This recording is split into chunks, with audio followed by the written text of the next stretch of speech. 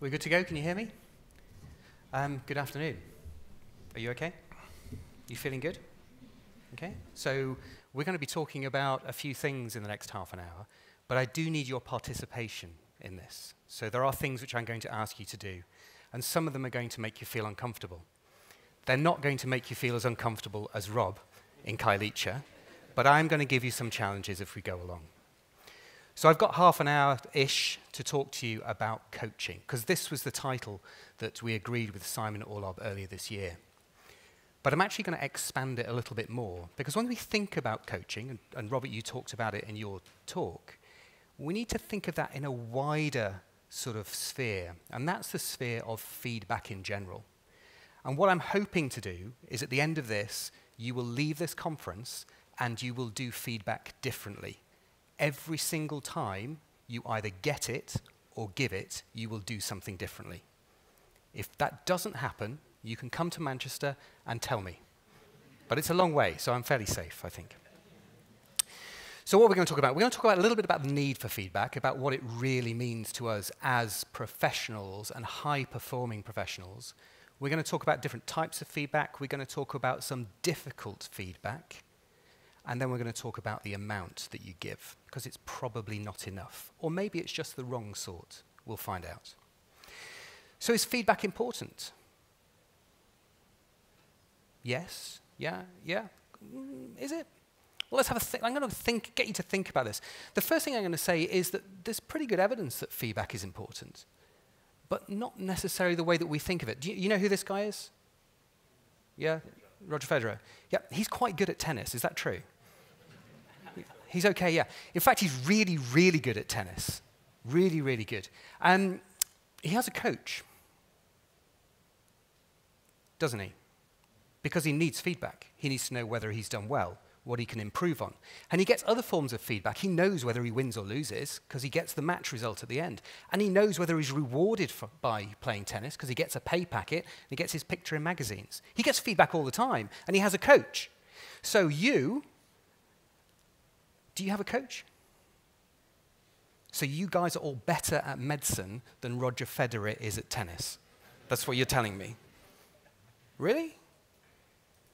We need to think about this, don't we? We need to think about it. And I'm going to ask you 3 questions now. Just in your own mind, I just want you to stop and think about this.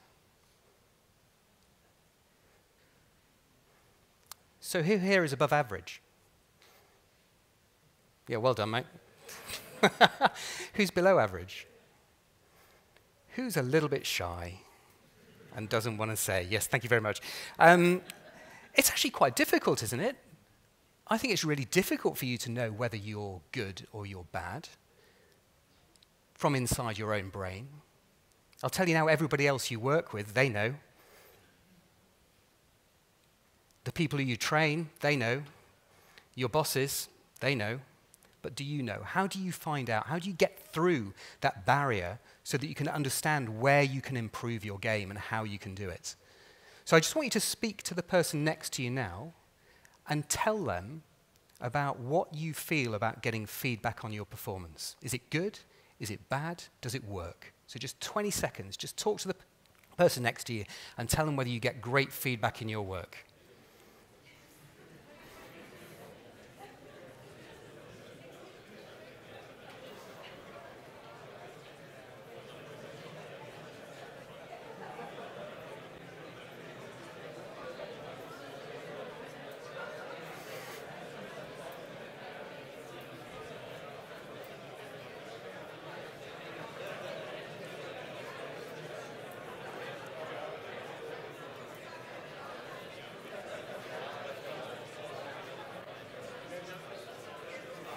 Okay, so we won't go on too long, partly because there's not that much time and partly because I can't understand a word you're saying.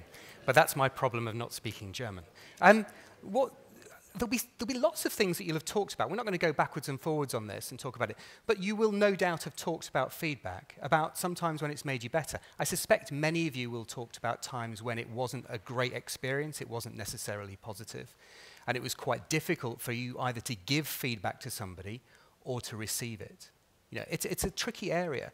And we don't find it particularly easy, and we don't find it particularly normal for us to do it in our practice. In fact, in reality, we get lots of feedback in life, don't we? We do things where we get a real measure of whether we've done well or not. We get things like exams, postgraduate exams, qualifications, promotion, things like that in the workplace. And for those of you who are married or with long-term spouses, there's lots of feedback if you don't take the bins out on a Thursday. You know, you will get an information back. And of course, for those of you in a younger generation, then there's always quite a lot of instant feedback on your phone. So how many of you will swipe right on this presentation? I'm not sure. So it's out there all the time. We get feedback. It's a natural form of what we do. But is it constructive and does it work for us? Because this is a fundamental of feedback. If you're an educator, if you're in a higher position, if you're a senior person, you love giving feedback. I'll give feedback to Rob later. It'll be fine, because I'm in the position of power, and it's great. It feels a little bit different when you're on the other side of that, doesn't it? When you're receiving it. And that's an issue. There is a disconnect when we're giving these conversations between what goes on. So we're going to play another little game now, if that's okay. So I've got a little exercise for you. Again, it's with somebody sat next to you. And all I want you to do is just over 30 seconds. One of you is going to choose to receive, and one of you is going to choose to give. Okay? And I want you to give the other person some feedback. And I want you to give them some feedback on their appearance today at this conference. So off you go. Be brave. Go on. Just get out there and give some feedback on that person next to you on how they're dressed today for this conference.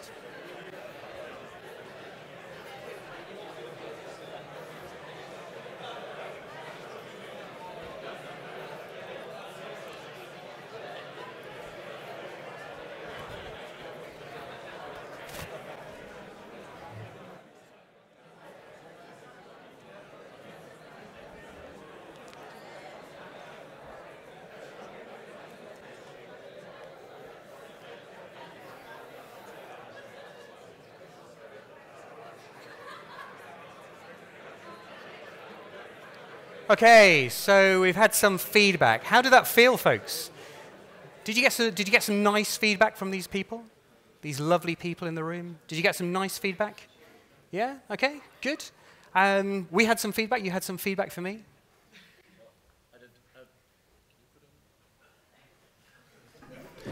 Well, I don't like your tie, really. The colors of your tie. Seriously? This is my regimental tie. Yeah. The colors, just of course. Honestly, you come all this way. Thank you. Right, I think that what will have happened in this room here is you will have experienced, amongst all the people here, 3 sorts of feedback. Because there are, broadly speaking, 3 types of feedback that you get. And the first is what we call appreciation. It's the sort of feedback that you just say, hey, you know what? Good job, well done. It's what people want sometimes when they ask for feedback. They just want to be told that they're doing okay. And you need to differentiate that from what we call coaching. And coaching is a subset, and that's where you identify that there's something that needs to be done. So you identify this is what you've done, and this is how you're going to improve.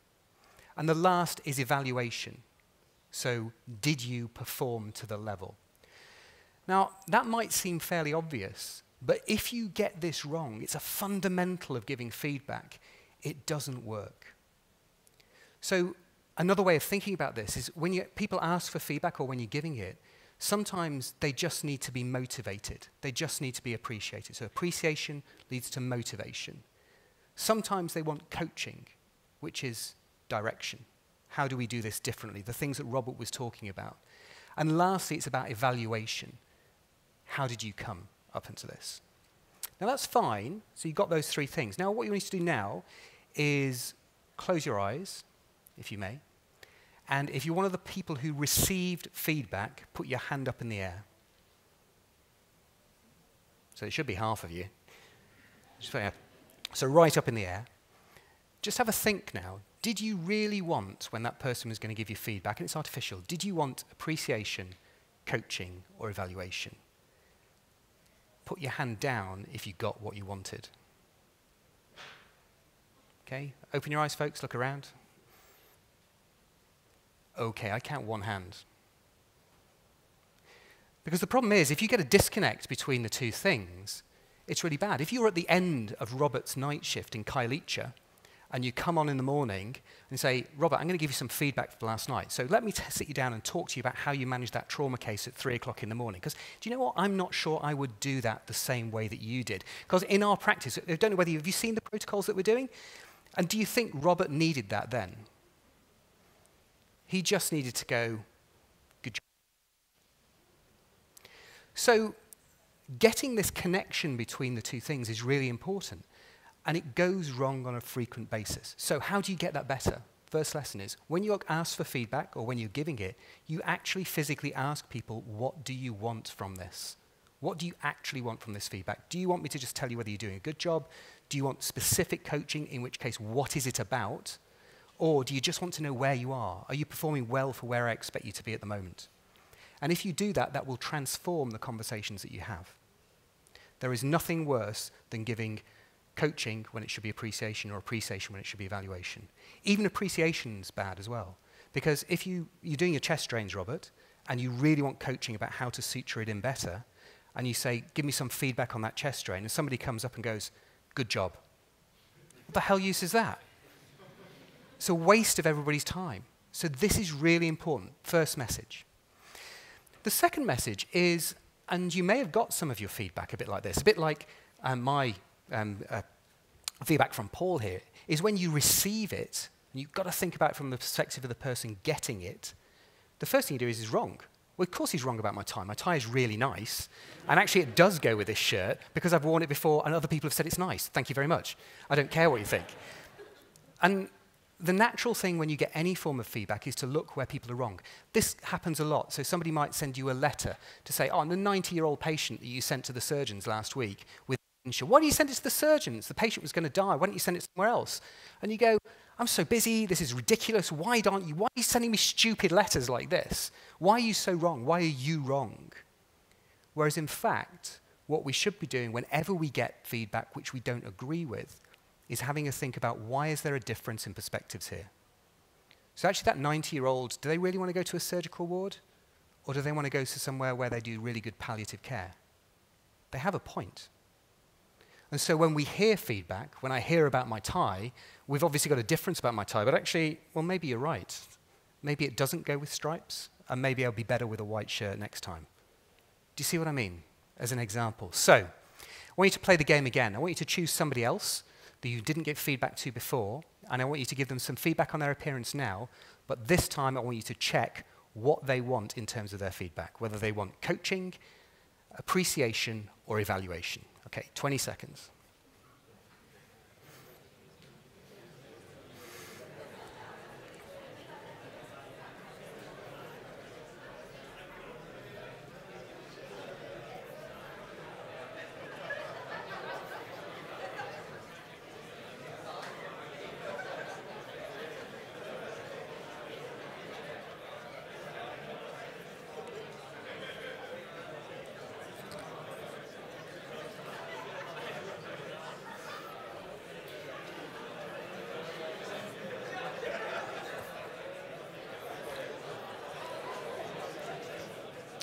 Okay, so let's finish that one there as well. So I don't know what you said, but I can tell you from the feeling of stood up here, that sounded a lot more positive. It sounded a lot better. Did that, for those people who received the feedback, did that feel right?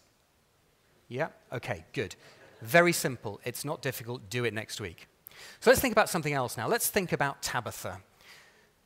Oh, I hate Tabitha. Tabitha drives me nuts. I think she's awful. She is late again. Again, she's late for the sixth time she is now late in the last 2 months. She turns up to my handover in the morning in the emergency department, 10 minutes late. She's got a Starbucks in one hand. She's got a croissant in the other. She looks fabulous. She says, oh, I've rushed in. It's been so busy. I haven't had anything to do. I haven't had any time. I've just rushed here. You know. And you just sit there and you think, really want to punch you in the face. Now, we know she's not got anything going on at home. She's not sick. There's nothing else, magically wrong with her or anything. Are you going to give her some feedback now? Are you going to tell her? Do you want to give her feedback? Do you want to improve her performance? Yeah? Who's going to have a chat to her now on the ward round? I mean, you can get your message. Yes, thank you very much. You can get your message out now. You can tell everybody else. Everybody will get the message. Who's not going to give it out now? Okay. Who's thinking about it? Who doesn't think they would give it out now, but has done so in the past? Okay, more hands. I agree with you. It's difficult not to do, particularly when you get this sort of thing. So the second thing I'm going to tell you about coaching your team and making feedback work is a quick mental checklist that you go through before you ever give any form of feedback.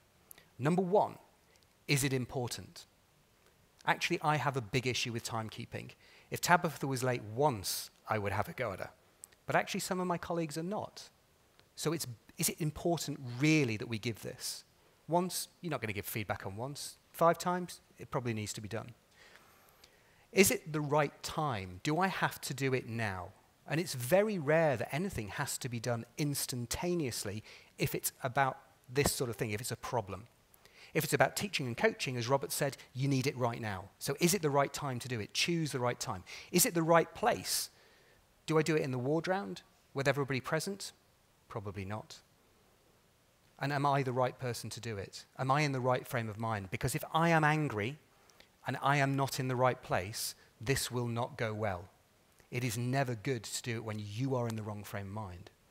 But do you see how all of these questions are about you as the person giving the feedback more than it is about the person?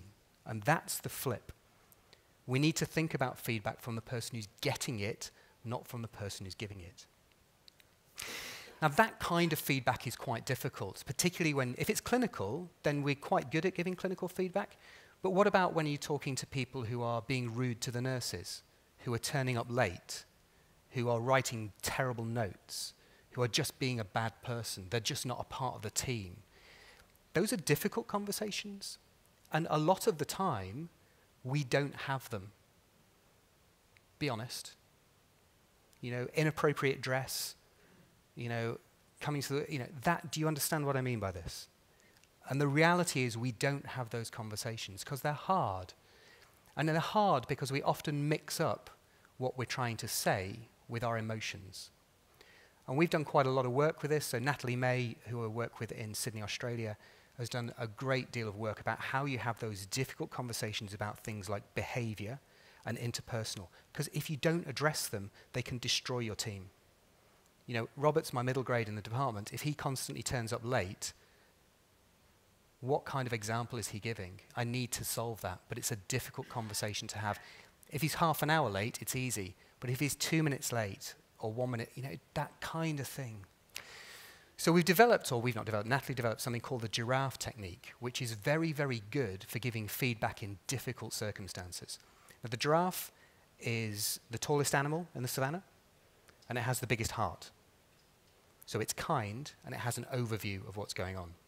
It's not like a snake. A snake is what a lot of feedback is like. It slithers on the ground, you step on it, it bites at you, bites at you, bites at you, it doesn't think. So the giraffe framework is to help you separate out these things. And essentially what we do when we do this is we first focus on the facts before we start talking about emotion. And this is exactly the same as you will do with your wife or husband or partner next week, because it works. It works when you don't take the bins out. So the natural thing will be, I'm really cross with you because it makes me feel terrible, and I can't believe that you're coming in late, and I can't believe that you don't respect us, and I can't believe it's all you language. If you change it to I, and change it. So if Robert was Tabitha, how would that work?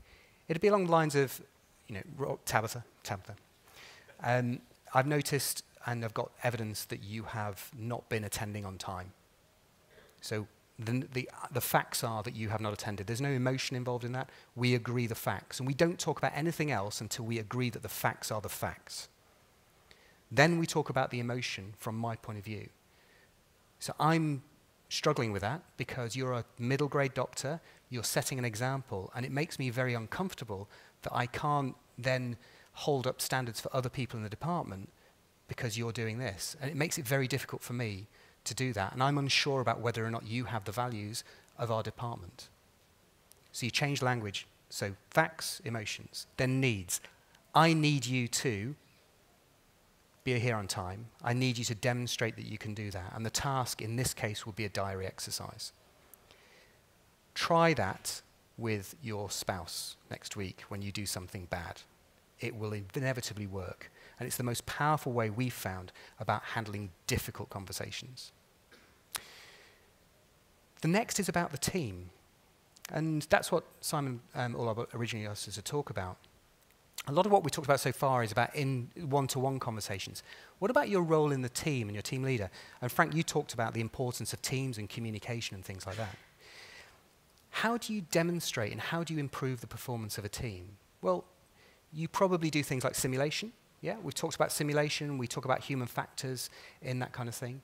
But does that work the same as when you're in the recess room at 2 o'clock in the morning? Who's the best judge of whether or not you're doing a good job? Who's the best coach? Who's the best mentor? Who's the best observation person about you as a trauma team leader or a resuscitation team leader? It's not somebody from the human factors department or simulation. It's your peers. It's your colleagues. Now, when you're a student and when you're training, there's always a senior or an exam that will tell you whether you're reaching a performance. But looking at those of us here who've got more grey hairs, when was the last time that somebody watched you and gave you criticism or critique on your performance?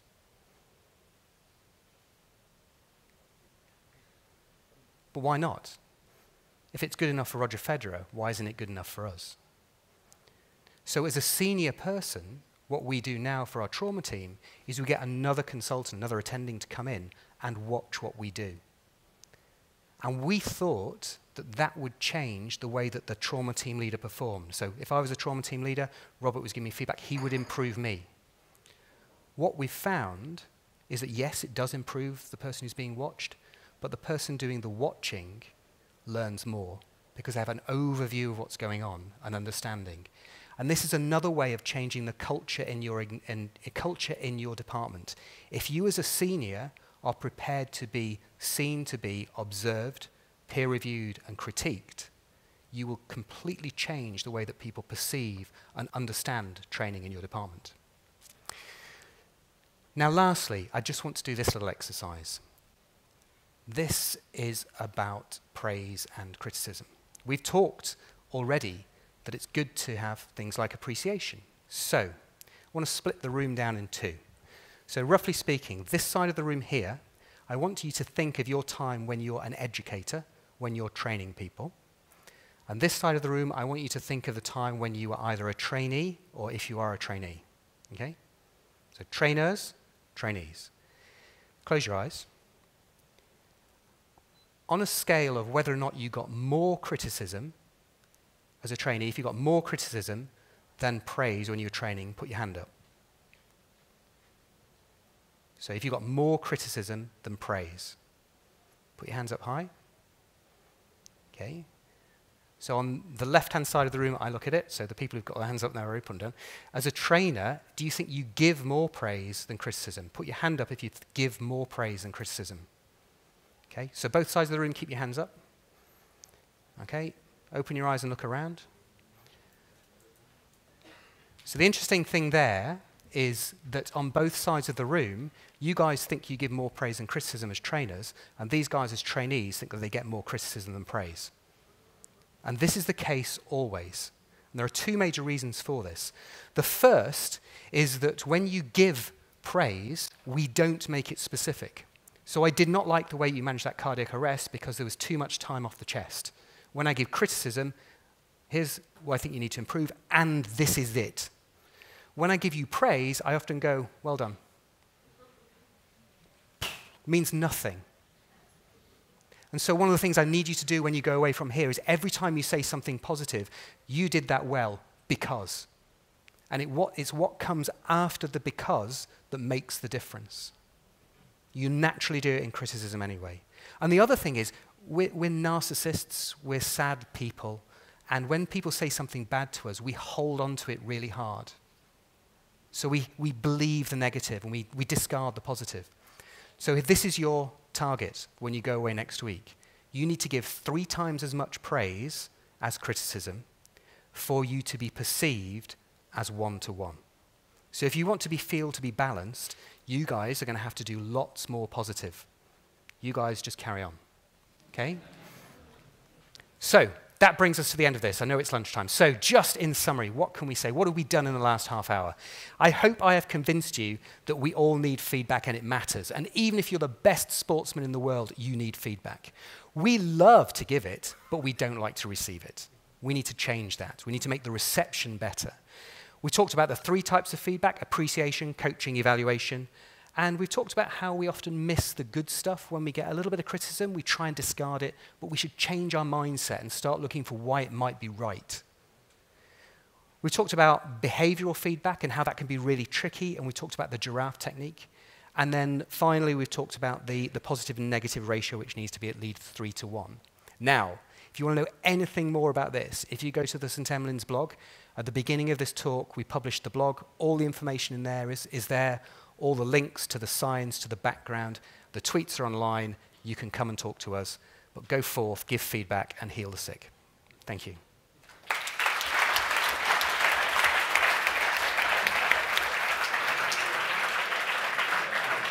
Time to go.